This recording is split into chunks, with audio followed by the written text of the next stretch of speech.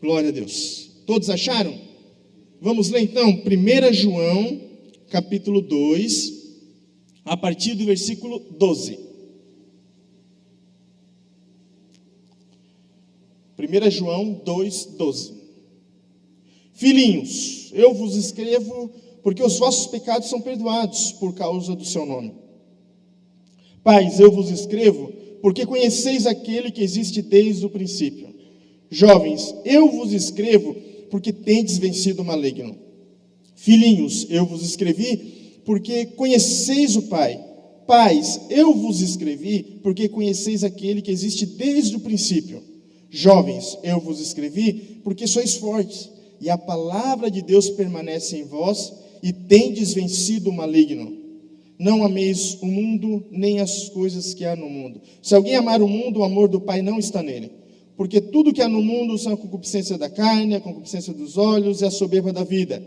E não procede do Pai, mas do mundo. Ora, o mundo passa também com suas paixões e concupiscências, mas aquele que faz a vontade de Deus permanece para sempre. Amém? Você pode sentar. Nós vamos ter a oportunidade, então, nessas datas aqui que o pastor Claire falou, de estar aprendendo mais a respeito de um assunto chamado maturidade, que é um assunto muito importante, não só relacionado à espiritualidade, porque é do agrado de Deus, é da vontade de Deus. Deus disponibiliza todos os recursos necessários para que cada crente se torne um crente espiritualmente maduro. É projeto de Deus para cada um de nós se tornar um crente maduro. Mas também esse assunto da maturidade, ele é muito importante porque abrange todas as áreas da nossa vida. É importante para nós que a gente cresça e tenha um desenvolvimento emocional, espiritual, saudável. É até interessante, amados, porque nós vemos dias em que há muita gente madura de idade, mas emocionalmente muito instável. São pessoas que têm 60 anos de idade, mas a sua emoção é de um adolescente. Nós temos pessoas adultas, mas suas emoções como de crianças. Nós também encontramos pessoas adultas, mas com a sua espiritualidade não desenvolvida. A Bíblia ela está cheia de palavras trazendo um comparativo relacionado a crescimento. O próprio Senhor Jesus, ele usa isso como em Marcos, capítulo 4, versículo 28, ele diz assim, a terra por si mesma produz o fruto. Primeiro a erva, depois a espiga e por último o grão cheio na espiga. Ele usa essa analogia para um crescimento. Ele também fala do grão de mostarda, que o reino de Deus é como um grão de mostarda, que é a menor das sementes, mas crescendo se torna uma hortaliça, e dessa hortaliça acaba se tornando até uma grande árvore, a ponto das aves do céu fazerem se abrigar nos seus galhos. Então nós encontramos várias vezes na Bíblia. O apóstolo Paulo usa isso também, essa analogia do crescimento físico com o crescimento espiritual. Ele diz lá em 1 Coríntios 3, olha, não pude falar a vocês como a maduros na fé, mas como a crianças. Não posso dar a vocês um alimento sólido, mas tenho que dar a vocês um alimento que é um leite, como vocês são crianças, vocês estão se comportando de uma maneira carnal. Então, nós encontramos na Bíblia várias passagens. Essa eu nunca tinha usado para falar desse assunto. Quando o apóstolo João escreve esse texto, é interessante que as cartas de João você encontra muito essa linguagem fraternal, carregada de amor, de intimidade. E ele diz aqui, olha, filhinhos, eu vos escrevo porque os seus pecados são perdoados. Ele usa aqui essa linguagem, filhinhos, jovens e pais. Parece um progresso de crescimento, não é verdade? E é justamente isso que eu quero falar com a igreja nessa noite. Essas fases da nossa vida, que também representam as fases da nossa vida espiritual, o nosso caminhar na fé. Então nós encontramos aqui em primeiro lugar a figura filhinhos. Ele diz aqui, filhinhos, no versículo 12. Depois ele usa novamente filhinhos, no versículo 14. Ele diz, filhinhos, eu vos escrevi porque conheceis o Pai. Então, essa característica, amados, vamos fazer essa comparação aqui, relacionada à espiritualidade e à fé e também ao nosso crescimento físico. Quando nós olhamos para um bebê, nós vemos que a principal característica dele é que ele é totalmente dependente.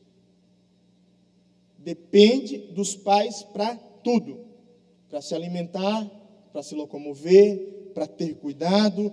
Então, o bebê ele é totalmente dependente dos seus pais. Quando nós nos encontramos com Cristo, no início da nossa fé, é basicamente esse o nosso comportamento. Nós não conhecemos nada. Para nós, tudo agora é novidade. Nós dependemos de Deus para todas as coisas. Outra característica que nós encontramos aqui dos bebês é que eles olham os pais sempre com interesse por trás. Parece que um bebê não olha a mãe, né? Ele olha uma dispensa de alimento. Eu lembro o Noah, às vezes eu pegava o Noah já abria a boca. Parece que eles olham o pai somente como uma fonte de alimento, como uma fonte onde pode saciar a sua necessidade. E é assim que eles enxergam o pai primeiramente. Então, nessa fase, amados, os pais fazem tudo por eles. Você não espera que um bebê vá até a despensa e escolha uma comida para se alimentar. Ele não vai fazer isso. O pai vai preparar a comida, vai colocar na mesa, vai pegar a comida, vai dar na sua boca, tudo vai fazer por ele. E esse é o início da nossa fé. Nos encontramos com o Senhor. Deus, Ele move a sua mão ao nosso favor em todas as coisas. Nós recebemos respostas das orações mais absurdas. E Deus responde, porque nós estamos iniciando a nossa caminhada. Quantas coisas você orou no começo, que hoje você não ora mais? Porque você sabia que você não estava orando certo. Mas mesmo orando errado, algumas coisas aconteceram. Por quê? É o começo da fé. Deus está se mostrando a nós. Deus está se revelando a nós. Deus está agindo por nós para que a gente comece a conhecer. Então, nós vimos essas características. Outra característica daquele que é criança na fé ainda. Criança se alegra com qualquer coisa. Eu lembro que a gente ia para a praia, a gente preparava lá uma mochilinha com brinquedos, com coisas, às vezes uns brinquedos sofisticados, umas coisas. Chegava na praia, o Kainan principalmente, encontrava um galho de madeira, ele brincava o dia inteiro com um pedaço de galho. Aí eu perguntava para mim mesmo, para que gastar com brinquedo? Estava lá os brinquedos, né, que a gente sabe que coisa cara para pai é brinquedo, né, amados? Não sente assim, a gente entra numa loja de brinquedo, parece que estão assaltando a gente. Tão caro que é. Aí estava lá os brinquedos, mas ele encontrava um galho de árvore, ele brincava o dia inteiro. Estava feita a brincadeira dele. O galho de árvore se transformava em arma, metralhadora, espada, cajado, tudo. Estava feita a brincadeira. Por quê? Porque criança é assim, amados. Ela se alegra com tudo. Nada está ruim para ela. Sabe outra característica boa da criança? Muito boa. É que não importa o que aconteça. Se os pais estão ali, tá bom. Tá bom. O carro pode quebrar no caminho. O pai está angustiado, mas a criança está tranquila. Por quê? Porque o pai está ali. As coisas podem estar, sabe, faltando dinheiro, recurso, mas a mãe está ali. A criança está calma. Porque para ela basta a presença dos pais, nada mais. Ela não se preocupa com nada mais. E não é assim que acontece com a gente, amados? Quando nos encantamos com o Senhor. Não é assim. Não é assim o começo da nossa caminhada. Você que está há mais tempo, lembra como era? Hein? Você não queria saber de mais nada, bastando estar na presença de Deus. Mais nada. Não interessava se estava chovendo no retiro, não interessava se era isso, era aquilo. Bastava você estar na presença de Deus. O resto não importava mais. Você não reclamava de nada. Não tinha palavra ruim. Não tinha louvor desafinado. Porque o que você queria é estar na presença de Deus. O resto não interessava mais. Amém, amados? Tem algumas coisas que precisamos ser como crianças, a palavra de Deus diz. Em algumas coisas. Mas essa fase também tem as suas características negativas. Eu anotei aqui. Primeira delas, toda criança tem um natural egoísmo. É ou não é? Precisa ensinar uma criança a ser egoísta? Ela olha para o amiguinho chorando, implorando, porque quer tocar no brinquedo dela. O que é que ela diz? É meu. É assim ou não é? E quando ela não pega o do outro e diz que é dela. Característica da criança, natural egoísmo. É meu, minhas coisas, meu. Toda criança tem esse natural egoísmo. Outra coisa, toda criança, amados, ela quer estar no centro das atenções. Ela chora para estar no centro das atenções, ela finge até uma dor para estar no centro das atenções. Ela quer que as pessoas olhem, ela quer ser servida, ela quer ser paparicada, ela quer que os olhos estejam nela. Uma característica negativa isso, amados. Agora vamos comparar aqui a nossa vida. Esse negócio, amados, de é meu, minha, isso não é coisa de gente madura. Se você já tem essas manias do que é meu, minhas coisas, isso é meu. Se Deus não pode contar contigo para as coisas que você tem, pare para pensar. Talvez você não esteja caminhando para uma maturidade. Talvez você ainda esteja num estágio da sua fé de ainda ser criança. Porque esse negócio de que é meu, é coisa de criança. Lá em casa nós temos um voto com Deus. Lá em casa nós procuramos tentar viver essa realidade. Não é nosso, é de Deus. Se Deus pedir, a gente vai ter que dar um jeito de dar. Esses tempos nós estávamos orando, e a minha esposa falou assim, amor, se a gente estiver em algum lugar, e Deus tocar no nosso coração para dar o nosso carro, o que a gente faz? Eu respirei fundo, falei assim, olha, vai até doer, mas eu dou. Se eu estiver num lugar e tiver um apelo, alguma coisa, e Deus falar lá no meu coração, dê. Amados, em nome daquilo que eu ensino aos meus filhos, eu sou capaz de dar. Porque eu tenho aprendido isso, não é meu. Não é meu. Não é meu. Não é meu. O tempo não é meu. Sabe, se tem um povo na face da terra que não pode nem dizer esse provérbio, sou dono do meu nariz, é os crentes. Porque nem o corpo que possuímos é nosso. A Bíblia diz que é templo do Espírito Santo. Não somos donos de nada. De nada, amados. Depois ele fala uma outra característica aqui. Ele diz o seguinte, jovens já é uma outra etapa da nossa vida. Jovem já mostra outras características. Ele fala aqui no versículo 14, a parte B. Jovens, olha só. Eu vos escrevi porque vocês são fortes, a palavra de Deus permanece em vocês e vocês têm vencido o maligno. Uma característica boa do jovem é a seguinte, amados, é coragem. O jovem, ele vive uma fase mais da coragem. Ele faz mais e pensa menos. Eu lembro quando eu comecei a surfar. Quando eu comecei a surfar, acho que eu tinha 18 ou 19 anos. E eu lembro que eu tinha umas atitudes, quando eu comecei a surfar, que hoje, com 36 anos, eu não tenho coragem, não. E se eu volto para trás um tempo e lembro o que eu fazia, na verdade não era muito coragem, era mais uma tolice disfarçada de coragem. Porque assim é impulsivo. A gente primeiro age, depois pergunta. A gente primeiro quer fazer, depois a gente para pensar como que tem que ser feito. Uma característica dos jovens. Outra característica, vigor. Eu estou numa fase agora que estou me recuperando de vários machucados. Os 2 tornozelos eu machuquei jogando futebol. O joelho direito, eu estou fazendo fisioterapia até hoje, faz 1 ano, porque eu torci surfando.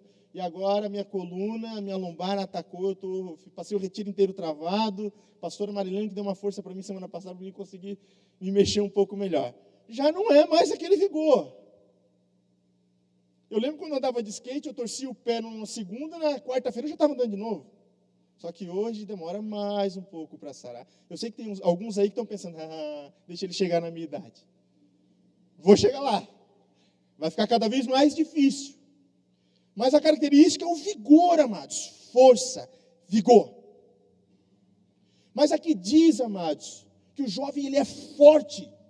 Jovens, eu escrevo para vocês porque vocês são fortes. A palavra de Deus diz que eles venceram o maligno. Quando nós chegamos nessa segunda etapa da nossa vida, de crescer, passar o primeiro estágio, ser fortalecido no Senhor, na força do seu poder, conhecer um pouco da sua palavra, passar pelo batismo, pelas experiências com Deus, ser cheio do Espírito Santo, despertar dons em nós. Quando estamos nessa parte da juventude espiritual, amados, nós devemos entender uma coisa: vencemos o maligno, somos fortes, mas não é na nossa força, não é porque somos bons em alguma coisa, porque o texto deixa bem claro, porque a palavra de Deus permanece em vós. Se você está aqui sentado nessa noite, e você consegue olhar para a sua vida e enxergar que você passou a primeira fase não é mais menino na fé, não é mais criança espiritual, você só está sentado aqui porque a palavra de Deus permaneceu no seu coração.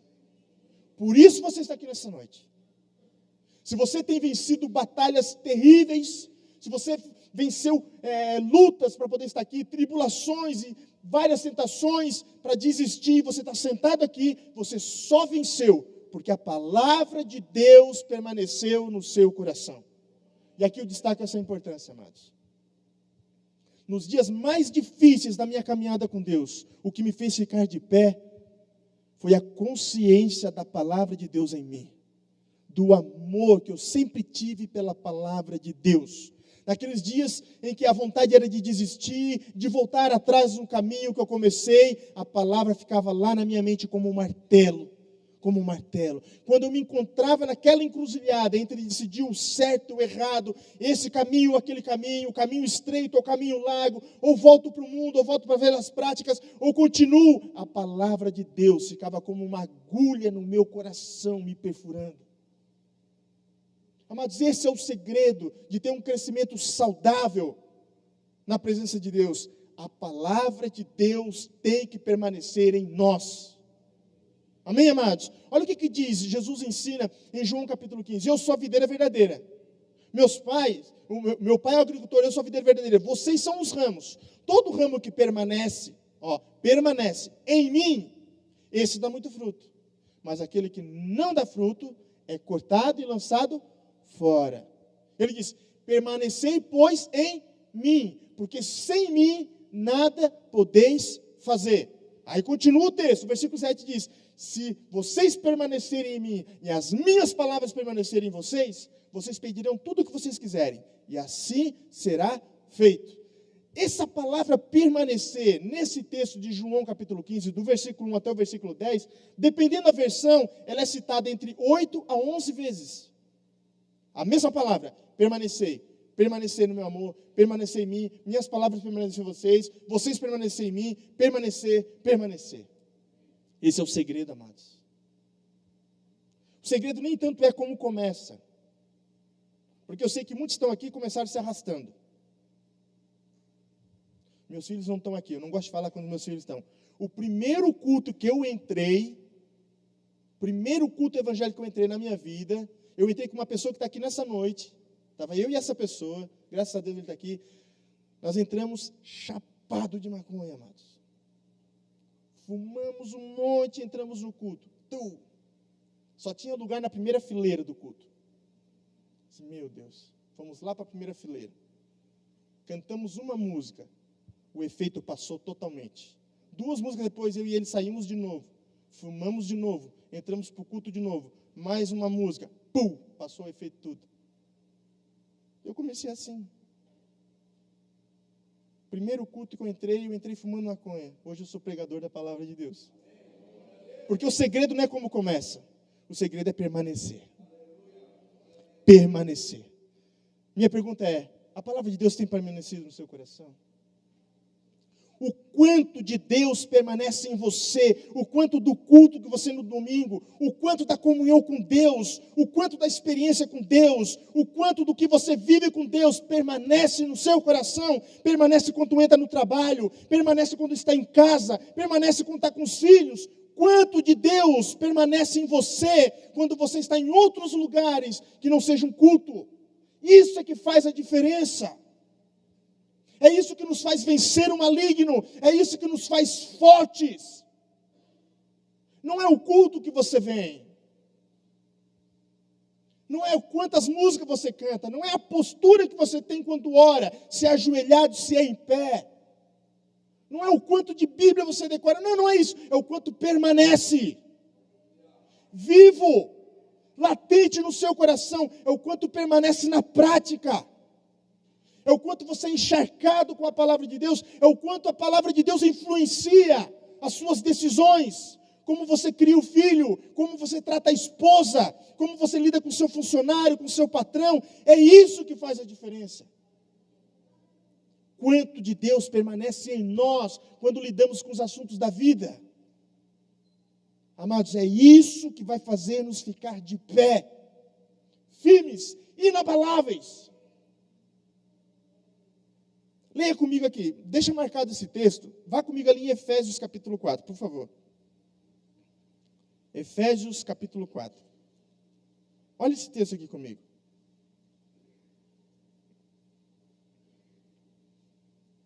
Mas deixa marcado onde está lá 1 João, tá? Que nós vamos voltar no texto. Efésios capítulo 4, a partir do versículo 10. Não, 11, melhor dizendo. Efésios 4, 11, diz assim, ó. E ele mesmo concedeu uns para apóstolos, outros para os profetas, outros para evangelistas e outros para pastores e mestres, com vista ao aperfeiçoamento dos santos para o desempenho do seu serviço, para a edificação do corpo de Cristo. Até que todos, quem?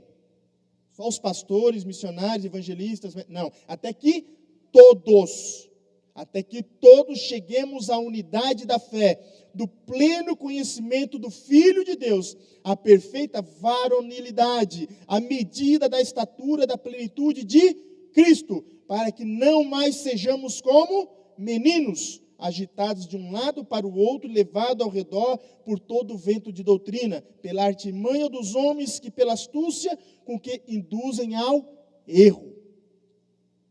Até que todos cheguemos à plena medida de quem?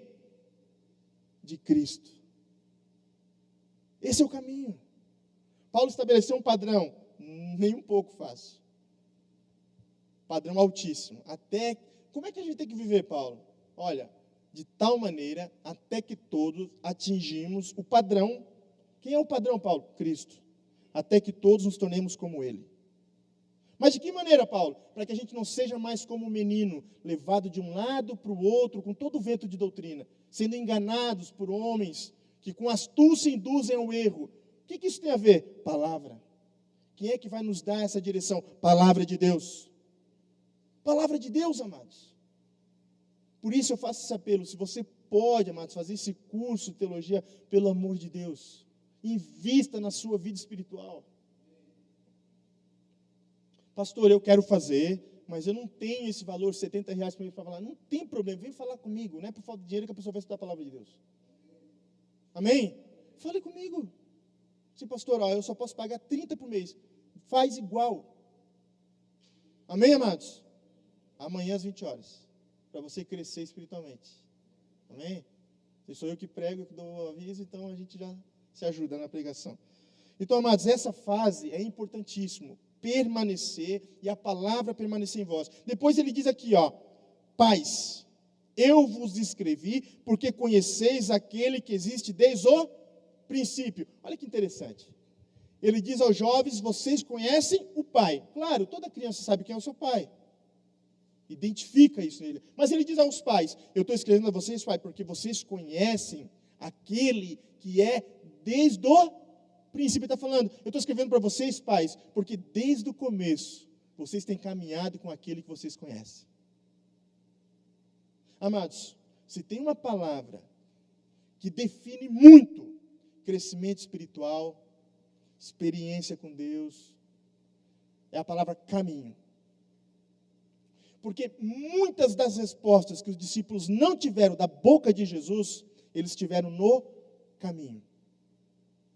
Mesma coisa nós. Muitas questões da nossa vida que nós não entendemos, não discernimos o porquê, do que aconteceu, o propósito que aconteceu, nós vamos entender no caminho. Muitas das nossas curas, elas vão acontecer na nossa vida no caminho. Porque é no caminho para curar outros que nós somos curados. É no caminho para servir e para caminhar com o Senhor que o Senhor nos abençoa. Caminho. Pais, eu vos escrevo porque vocês conhecem aquele que é desde o começo. Vocês estão caminhando com ele. Vocês já estão experimentados em muitas coisas. Amados, isso aqui é o padrão que Deus estabelece para todos nós. Deus espera que todos nós cheguemos a esse nível. Por que pais?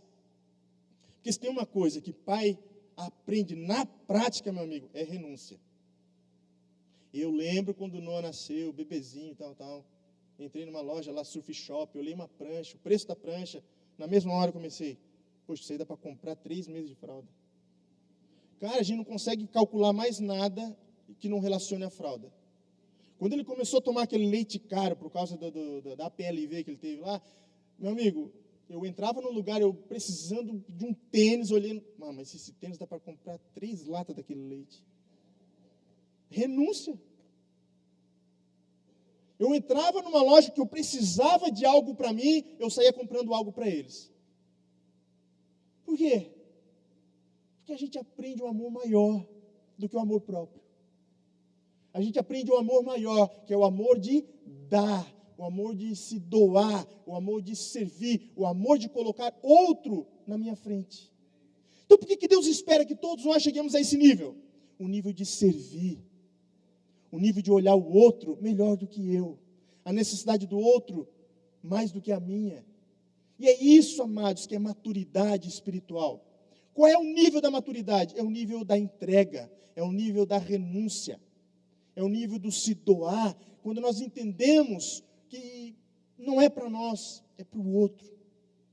Quando nós entendemos que há algo maior do que o meu lazer, o meu tempo, as minhas coisas, o que é meu, os meus planos, os meus sonhos, os meus planejamentos. Tem algo maior que isso. Tem um casamento que precisa de restauração, tem uma família que precisa da palavra, tem um estudo bíblico que pode ser aberto na minha casa, tem alguém que eu posso orar, tem a madrugada, é tudo isso, amados. E isso revela na vida do crente o quê? Maturidade espiritual. Então, se você está aqui nessa noite e a sua vida não tem nada a ver com serviço, entrega e renúncia, desculpa, você não passou nem da juventude espiritual. E eu vou falar o que Paulo falou para os coríntios, que era uma igreja cheia de dom do poder de Deus. Vocês são carnais e precisam crescer. Sabe por quê? Porque quem não vive esse cristianismo, sabe que cristianismo vive? Da intriga, da fofoca, da inveja. Quem não vive o cristianismo do servir, do se entregar, do se doar, vive o cristianismo da crítica injusta, da calúnia, que daí não está servindo, está atrapalhando os que querem servir. E não é o que Deus espera para nós, amados. Deus repreende a igreja de Corinto. Paulo fala para eles, que história é essa? Eu sou da turma de Apolo, eu sou da turma de Pedro, eu sou da turma de fulano, eu sou da turma de Paulo. O que vocês estão pensando? Que preferência é essa no meio do corpo de Cristo? Quem é Paulo? Quem que é Apolo? Quem que é Pedro? Não são só instrumentos pelos quais vocês creram na palavra? Pois sabe, não é quem planta e nem quem rega alguma coisa. Quem é alguma coisa é Deus que dá o crescimento. Por isso ele chama aquela igreja de carnal, crianças na fé, porque eles estavam lá em partidarismos, de preferências. Amados, Deus espera de nós maturidade. Deus espera que a palavra de Deus permaneça em nós e que Ele possa desenvolver em nós dons e talentos em prol do outro. Assim como um pai vive uma renúncia em prol do seu filho, assim devemos nós viver uma renúncia em prol de filhos espirituais, discípulos na fé. Amém? Quero ler outro texto com os irmãos. Abra lá comigo em Hebreus capítulo 5, por favor. Hebreus capítulo 5, a partir do versículo 11.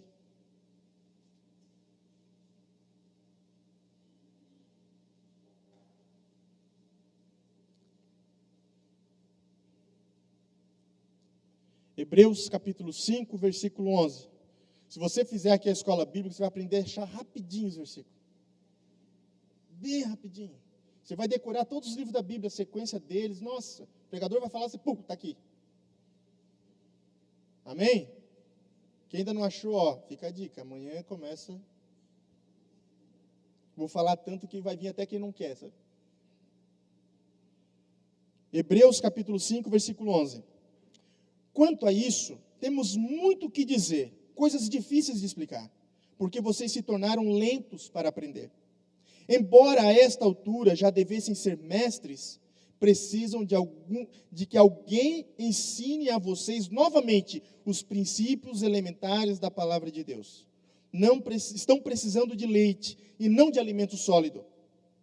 Quem se alimenta de leite ainda é criança e não tem experiência no ensino da justiça. Mas o alimento sólido é para os adultos, os quais, pelo exercício constante, tornaram-se aptos para discernir tanto bem quanto o mal. Que palavra linda, né, amados? Que texto maravilhoso. O autor de Hebreus está falando, olha, eu tenho tanta coisa para ensinar para vocês, mas é impossível ainda. Porque vocês se tornaram lentos em aprender. Por isso, amados, maturidade pouco tem a ver com idade. Tem a ver com o versículo 14 que nós lemos. Pelo exercício constante, tornaram-se aptos para discernir. O que é isso? Prática. Viver a prática do cristianismo. Que prática é essa? Entregar, renunciar, se doar, servir. É essa a prática, meu amigo. Você acha que se eu ficar em casa, estudando textos bíblicos, decorando a Bíblia, e vir aqui citar a Bíblia inteira de cor, que prática é essa? E a prática do amar? Onde é que eu pratico? E se eu começar agora com essa filosofia, não preciso de todo culto, afinal de contas eu leio em casa a Bíblia, eu estudo em casa, eu oro em casa. E onde é que você vai praticar renunciar? Onde é que você vai praticar? Sabe, esse suporte do irmão, suportar o irmão, o exercício da fé, da fraternidade, do se doar, de estar ofertando aqui num projeto de um rapaz que está doando a vida dele para ir lá para um lugar longe. Onde é que a gente vai praticar essas coisas? É aqui, no corpo de Cristo, na prática da palavra de Deus. Então o autor, ele exorta, amados, as pessoas que, na verdade, nós aprendemos no retiro, né? Não existe parar na fé. O crente é igual uma pedra lançada para o alto. Quando ele diz que parou, na verdade, ele já está caindo. Ou nós crescemos ou caímos. Não tem estacionar na fé. Por isso, amados, o segredo deste texto é ser constante. Um progresso contínuo e constante. Então, se tem gente aqui com mais de 20 anos de fé, com mais de 10 anos de fé, eu quero dizer a você, irmão, não tem como parar na fé. Não tem como parar em crescer. Não existe essa ideia. Deus espera de nós algo contínuo. O último versículo, capítulo 15, de 1 Coríntios, diz assim, acho que é o 56, se não me engano. Sede firmes e constantes, sempre abundantes na obra do Senhor, sabendo que no Senhor o vosso trabalho não é em vão. Firmes, constantes, sempre abundantes. Sabe por que tem muito crente desistindo de ser crente? Infelizmente. Sabe por que tem muita gente deixando de congregar? E o sentimento delas é que perdeu a graça, não tem mais alegria. É que chega um estágio na nossa vida, amados, que o cristianismo só para nós não tem graça. Chega uma hora que cristianismo só para o meu bem-estar não faz sentido. Porque cristianismo não é para isso. Se eu não me engano, C.S. Lewis falou, se você quer algo para você se sentir bem, para te fazer bem-estar, toma uma taça de vinho.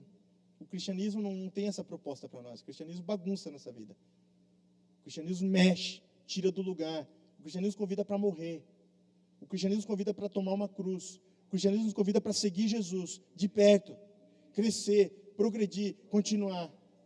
Essa é a proposta do cristianismo. Então, olha para a sua vida nessa noite. Se a tua vida é cômoda, confortável, e ela se resume a estar aqui domingo à noite, desculpa, mas a palavra de Deus diz que quem pensa assim é o mais miserável de todos os homens. 1 Coríntios 5, 15 e 19 diz: se a nossa esperança em Cristo está resumida somente aos assuntos dessa vida, somos os mais miseráveis de todos os homens. O cristianismo é tão nobre, tão lindo, tão poderoso, tão eficaz, tão tremendo, tão grande, que viver só para mim é ser miserável. A proposta de Deus para nós é ser igreja viva. Ser igreja viva. Provar o poder de Deus que alcança o perdido, faz ele criança na fé, jovem na fé e um futuro pai na fé. Amém? Mas por algum motivo, às vezes a gente para. Às vezes, por algumas situações, a gente desiste. Voltamos atrás, abandonamos, renunciamos o nosso dom. E eu quero orar nessa noite por pessoas que estão sentindo assim. Você sente que desistiu. Talvez você parou de acreditar que Deus possa te usar. Ou talvez você tenha vivido como se o evangelho não é tão poderoso assim. Eu quero orar nessa noite para que Deus ative em nós esse chamado de ser igreja viva do Senhor. Amém? Você pode ficar de pé para nós orarmos? Glória a Deus. Quero convidar toda a igreja, baixe sua cabeça. Baixe sua cabeça. Feche seus olhos. Tenha esse momento agora com Deus. Se você sentir de falar com o Senhor agora nesse momento. Eu quero orar aqui nessa noite, amados, por pessoas que sentem que na sua vida tem algo que está impedindo. Não sei o que pode ser. Mágoa, tristeza, frustração. Talvez alguma situação fez com que você desistisse de continuar progredindo, de continuar na fé, de se tornar um pai espiritual, usado na mão de Deus. E talvez por alguma situação, amado, você parou. O Senhor te entende. Ele te entende. Se você se sente assim nessa noite, dá um sinal com a sua mão. Eu quero orar pela sua vida. Glória a Deus. Glória a Deus. Aleluia. Glória a Deus. Amém. Você que fez o sinal com a mão, vem aqui, deixa eu orar por você. Deixa eu fazer uma oração pela sua vida. Não é para mim não é para a igreja, é para Jesus. Se você quer colocar a sua vida agora, seu coração na presença de Deus, Deus, meu coração, ele endureceu. Deus, algumas coisas me impediram, eu sinto que não está mais como antes. Eu já não sou mais animado como eu era. Glória a Deus. Aleluia. Amém. Vamos orar aqui nessa noite. Eu vou estar orando por vocês, amados. Mas você pode colocar isso agora na presença de Deus e dizer: Deus, remove agora, Deus, todo impedimento. Quebranta o meu coração, Senhor. Abre os meus olhos. Amém. Amado Deus, em nome de Jesus, Pai, obrigado por cada vida que está aqui nessa noite. Deus, talvez aqueles que, mesmo no seu lugar, precisam dessa oração. Meu Deus, que a tua mão poderosa toque em cada vida, meu Deus. Remove todo impedimento. Deus, talvez aquela experiência ruim, Deus, que fez com que parasse. Talvez aquela frustração, meu Deus, que fez com que desistisse do sonho. Deus, em nome de Jesus, nessa noite, pelo poder que há no nome de Jesus, traz um novo ânimo. Renova, meu Deus. Renova, meu Deus, a esperança em Ti. Renova, meu Deus, o ânimo de ser usado pelas Tuas mãos. Renova, meu Deus, a fé que um dia tiveram em ser instrumentos do Senhor, usados pelo Senhor. E Pai, nessa noite eu te peço que o Teu Espírito Santo traga a alegria do céu para cada coração que está aqui, meu Deus. E por algum motivo, Pai, sentem que pararam na caminhada. Meu Deus, em nome de Jesus, por todos aqueles, Pai, que talvez estejam no seu lugar e precisam, meu Deus, ser renovados, animados no Senhor. Eu oro para que Teu Espírito Santo visite cada vida, meu Deus, trazendo esse novo ânimo, abrindo os nossos olhos para enxergarmos que o cristianismo é grande, é poderoso, é tremendo, e não podemos viver para nós mesmos, somente para nós mesmos. Leva-nos, meu Deus, a permanecer no Senhor e a Tua palavra permanecer em nós, no nome de Jesus. Amém. Amém, amados? Glória a Deus.